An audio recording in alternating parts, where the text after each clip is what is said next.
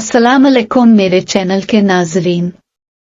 कल से एक मशहूर कारोबारी ग्रुप के अहम ओहदे पर फैज बाप बेटे को 15 करोड़ देकर आबदोज में बैठकर टाइटैनिक की बाकियात और मलबा देखने जाने के बाद लापता होने पर मजाक, तज़हीक और तहकीर का निशाना बनाया जा रहा है। यूनान में डूबने वालों को हीरो और उनको विलन के रूप में पेश किया जा रहा है।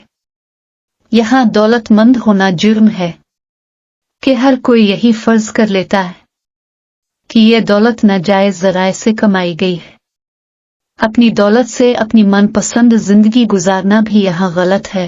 हम हर इस बंदे से नफरत करते हैं जो मेहनत और लगन से आगे बढ़ता है। ये शायद हमारा कौमी वतीरा है। यही कारोबारी लोग ही होते हैं जो आम लोगों और खानदानों को रोजगार देकर हजारों खानदानों के लिए आसानी, वसीले और रोजी रोटी का जरिया बनते हैं। हुकूमत को टैक्स देते हैं, कीमती ज़र मुबादला कमाते हैं और मुल्क की मश्त को ऑक्सीजन फराहम करते हैं।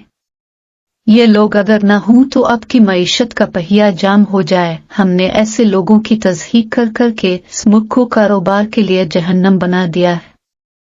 अगर मेरी वीडियो अच्छी लगे तो मेरे चैनल को सब्सक्राइब और वीडियो को लाइक और शेयर करें। शुक्रिया।